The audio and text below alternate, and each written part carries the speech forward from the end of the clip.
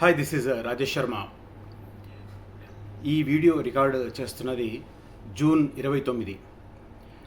June 29 ఉదయాన్నే WhatsApp గ్రూపుల్లో, మరీ ముఖ్యంగా రియల్ ఎస్టేట్ రిలేటెడ్ వాట్సాప్ గ్రూపుల్లో విపరీతంగా ఒక న్యూస్ కటింగ్, అది ఈనాడు పేపర్ వార్త కటింగ్ విపరీతంగా సర్క్యులేట్ అయింది. అసలు అంటే ఫ్యూచర్ సిటీ మీద ఎందరి ఫోకస్ ఉంది అని నాకు ఇవాళ ఒకసారి ఉలికిపడ్డాను నేను. అంటే ఈ స్థాయిలా ఉందని. నిజానికి నేను 2024 జూలైలో ఫ్యూచర్ సిటీ సెంట్రిక్గా యూట్యూబ్ వీడియోలు పబ్లిష్ చేయడం స్టార్ట్ చేశాను. ఆ రోజుల్లో నేను ఒక్కడనే కావచ్చు, బహుశా ఇంకా ఉంటే ఒక ఇద్దరు ఉండొచ్చు రియల్ ఎస్టేట్ రంగంలో ఫ్యూచర్ సిటీ బేస్డ్ న్యూస్ ఇవ్వడం. నేను ఆ రోజు నుంచి కూడా ఇప్పటి వరకు నా వీడియోల్లో 80-85% ఫ్యూచర్ సిటీ సెంట్రిక్గా ఉంటాయి.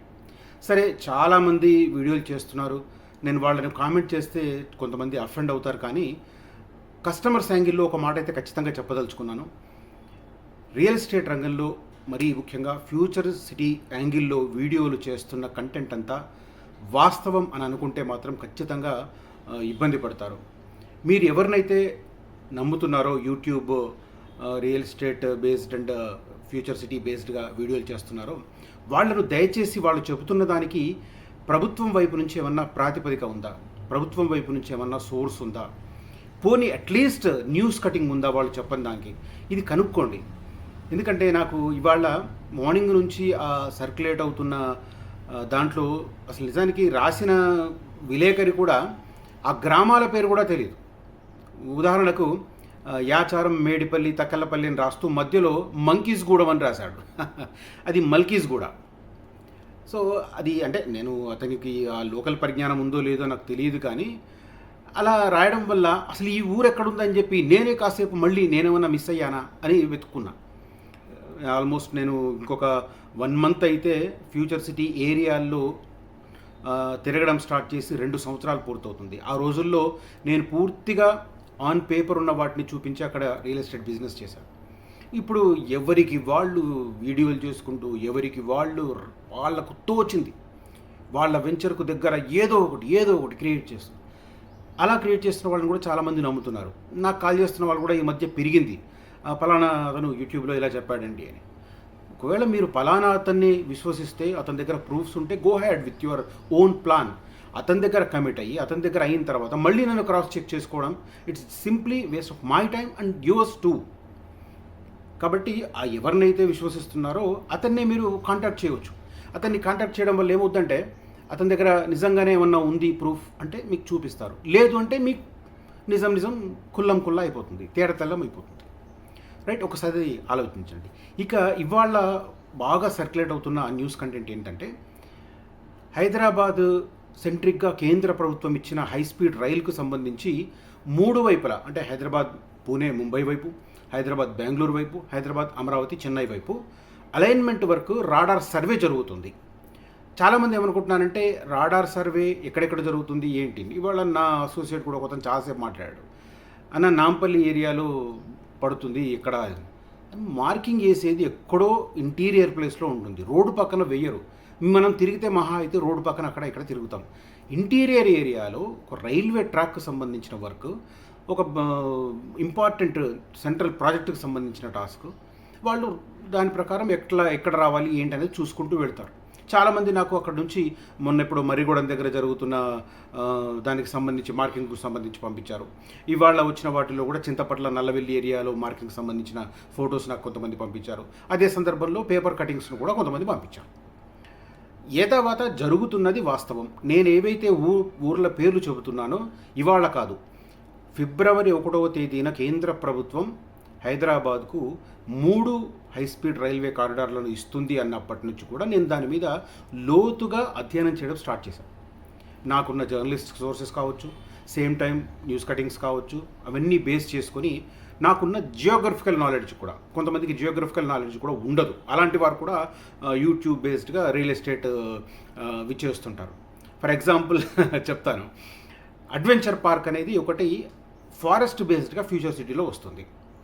అయితే రాష్ట్రంలో ఈవెన్ ఉమ్మడి ఆంధ్రప్రదేశ్లో ఉన్నప్పుడు కూడా ఒక ఫారెస్ట్ ఏరియాకు డివిజన్ అని నామకరణం చేస్తారు. For example Amangal forest division ఉంటుంది. దాని అర్థం అమన్గల్ ఊరు దగ్గర ఉందని కాదు. ఫర్ ఎగ్జాంపుల్ ఇక్కడ ఇబ్రహీంపట్నం పక్కనే నోముల రిజర్వ్ ఫారెస్ట్ ఉంటుంది. ఆ Nomula reserve forest comes under Amangal forest division అనేది ఒక ఎలాబొరేటెడ్ ఏరియా. అది అర్థం కాకుండా అడ్వెంచర్ పార్క్ మీరు ఇక్కడ మేడిపల్లి దగ్గర వస్తుందని చెప్తున్నారు, మరి అమన్గల్ అని చెప్పి వార్తల్లో ఉంది అని. అది అమన్గఢ్ డివిజన్, అది forest division. It's a vast ఏరియాలో ఇవన్నీ ఉన్నాయి. దాంట్లో భాగంగానే మేడిపల్లి దగ్గర ఉన్న కుర్మిద్ద రిజర్వ్ ఫారెస్ట్, దాంట్లో ఉన్న చెరికొండ వాటర్ ఫాల్, దాన్ని సెంట్రిక్గా అడ్వెంచర్ పార్క్ వస్తుంది అనేది వార్త. ఇది నిజం. కానీ ఇది కాకుండా అమన్గల్ అంటున్నారు కదా అని చెప్పి అమన్గల్ దగ్గరకు సంబంధించిన ఇంకొక ఎవరిదో వీడియో నాకు పంపించారు. ఏమనాలి? అక్కడ వాటర్ ఫాల్ లేదు కదా, మరి సహజసిద్ధంగా ఏర్పడిన వాటర్ ఫాల్ ఇక్కడ ఉంటే ఎక్కడో అడ్వెంచర్ పార్క్ ఎలా వస్తుంది? ఇది సింపుల్ నాలెడ్జ్ కదా, అది మాట్లాడకుండా చేస్తూ ఉంటారు కొంతమంది.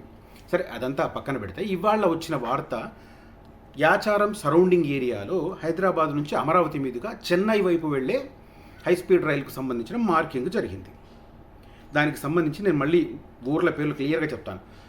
మార్కింగ్ పనులు, బుల్లెట్ రైలు. నేను మళ్ళీ బుల్లెట్ రైలు ఇది కాదు మొర్రో అని కూడా మొత్తుకుంటాను. బుల్లెట్ రైలు అంటే గంటకు 500 కిలోమీటర్ల వేగానికి పైగా వెళ్ళేదాన్ని బుల్లెట్ రైలు అంటారు.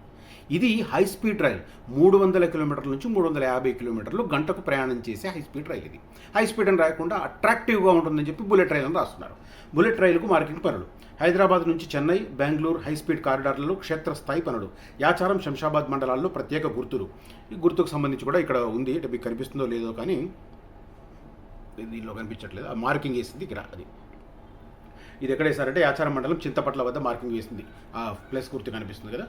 హైదరాబాద్, చెన్నై, హైదరాబాద్, బెంగళూరు ప్రతిపాదిత హై స్పీడ్ బుల్లెట్ అని బ్రాకెట్లో పెట్టారు.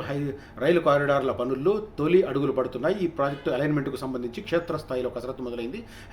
రంగారెడ్డి నుంచి నల్గొండ వైపు ఏమో ఇది అమరావతి చెన్నై వైపు, వికారాబాద్ ఏమో పూణే వైపు అనమాట. క్షేత్రస్థాయి సర్వే బృందాలు వర్కౌట్ చేస్తున్నాయి. శంషాబాద్, మహేశ్వరం, కందుకూరు, యాచారం మండలాల మీదుగా నల్గొండ జిల్లా నాంపల్లి మండలం వైపు హైదరాబాద్ చెన్నై కారిడార్కు, అదేవిధంగా శంషాబాద్, షాబాద్ మండలాల మీదుగా హైదరాబాద్ బెంగళూరు కారిడార్లో 10 రోజులుగా సర్వే చేస్తున్నారు. పొలాలు, ఇతర ప్రాంతాల్లో ఎరుపు, తెలుపు రంగులతో ప్రత్యేక గుర్తులు వేస్తున్నారు. యాచారం మండలంలోని గ్రామాల పేర్లు గుర్తుపెట్టుకోండి. నేను వేగంగా చెప్పట్లేదు. ఇక్కడ నుంచి హై స్పీడ్ రైలు వస్తుందంటే విని వెళ్ళిపోతున్నారు కొంతమంది. ఇది ఈనాడు వార్త నేను చెప్తున్నది. యాచారం మండలంలోని కుర్మిద్ద, మేడిపల్లి, కుర్మిద్ద దగ్గర ఫస్ట్ స్టేషన్ వస్తుంది. అంటే శంషాబాద్ హై స్పీడ్ రైల్వే టెర్మినల్లో స్టార్ట్ అయిన ట్రైన్ ఫస్ట్ ఆగేది ఫ్యూచర్ సిటీలో. అది కుర్మిద్ద జంక్షన్ దగ్గర ఉంటుంది. కుర్మిద్ద, మేడిపల్లి, మంకీస్గూడ, ఇందాక చెప్పాను కదా, అది మల్కీస్గూడ. యాక్చువల్గా మల్కీస్గూడ, తక్కల్లపల్లి, చింతపట్ల, నల్లవెల్లి, మందన, గౌరెల్లి గ్రామాల పరిధిలో ఇప్పటికే మార్కింగులు పూర్తయ్యాయి. ఇవి కారిడార్ అలైన్మెంటు, సర్వే పాయింట్లు, భూసేకరణ అవసరాలను గుర్తించేందుకు ఉపయోగిస్తున్నారు. భూసేకరణ జరిపేందుకు వేస్తున్న మార్కింగ్ ఇది, అర్థం చేసుకోవాలి. ఇది అర్థం కాకుండా విపరీతంగా సర్క్యులేట్ చేస్తున్నారు దీన్ని. ఈ జస్ట్ ఈ క్లారిఫికేషన్ కోసం నేను ఈ వీడియో చేస్తున్నాను. రైట్. హై స్పీడ్ రైల్ కారిడార్కు సంబంధించి తొలుత ఏరియల్ సర్వే నిర్వహించారు. సాధ్యాసాధ్యాల అధ్యయనం కొనసాగుతుంది. ఇందులో భాగంగా అధికారులు క్షేత్రస్థాయిలో రూట్ను ఖరారు చేసే పనుల్ని వేగవంతం చేశారు.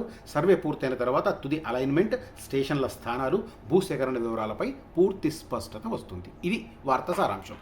కానీ తెలియకుండా అసలు విపరీతంగా ఎవరికి తోచినట్లు వాళ్ళు. ఇప్పుడు ఏంటంటే, ఇప్పుడు నేను ఒక 7-8 విలేజ్ చెప్పాను. 7-8 విలేజ్లో అన్ని విలేజ్లను కవర్ చేస్తూ వెళ్ళదు కదా. ఇప్పుడు రైలు 2 లైన్లు వేస్తారు, దాన్ని ఎలివేటెడ్గా ఉంటుంది. హై స్పీడ్లో వెళ్ళాలి కాబట్టి ఎక్కడ ఇబ్బందులు లేకుండా ఎలివేటెడ్గా ఉంటుంది. పైనుంచి వెళ్తున్నప్పుడు 2 రైళ్లు రావడానికి ఇంచుమించుగా అది, క్షమించండి,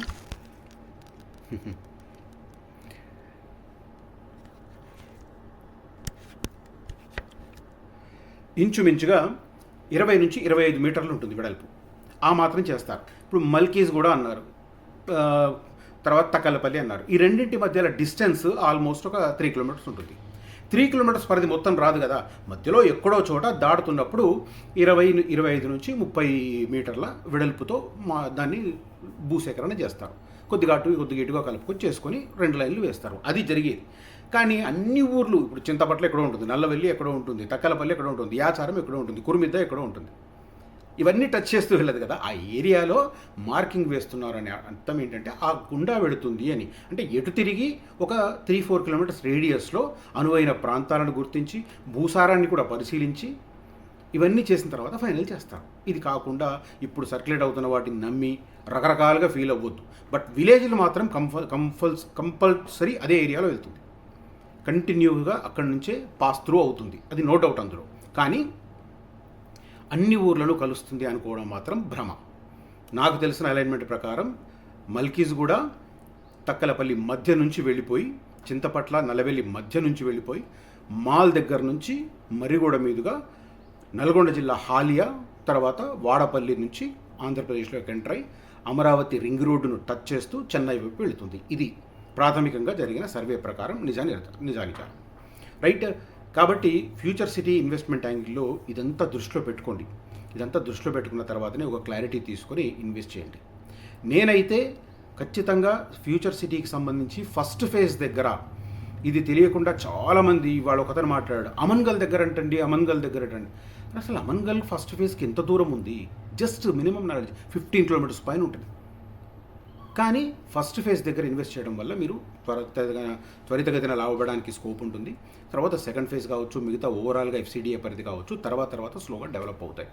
ఇది డెవలప్ అవ్వడానికి ఖచ్చితంగా ఓవరాల్గా ఫ్యూచర్ సిటీ మొత్తం డెవలప్ అవ్వడానికి 15 to 20 years పడుతుంది. ఫస్ట్ ఫేజ్ మాత్రం మీకు 5 ఏళ్లలో అవుతుంది. ఫస్ట్ ఫేజ్ దగ్గర ఇన్వెస్ట్ చేసిన వాళ్ళు 5 ఏళ్లలో లాభపడతారు. ఫస్ట్ ఫేజ్కు దూరంగా ఇన్వెస్ట్ చేసిన వాళ్ళు 10 ఏళ్ళు కావచ్చు, 15 ఏళ్ళు కావచ్చు వెయిట్ చేయాల్సి వస్తుంది. ఇది మాత్రం మార్క్ మై వర్డ్స్. నిజమైన ఫస్ట్ ఫేజ్ దగ్గరలో ఇన్వెస్ట్ చేయాలనుకుంటే మాత్రం నన్ను కాంటాక్ట్ చేయండి. నేను సూటబుల్ మంచి వెంచర్స్ సజెస్ట్ చేస్తాను. కనిపిస్తున్న నెంబర్లో నన్ను కాంటాక్ట్ చేయవచ్చు. Thank you so much for watching this video. Signing off Rajesh Sharma. జై హింద్.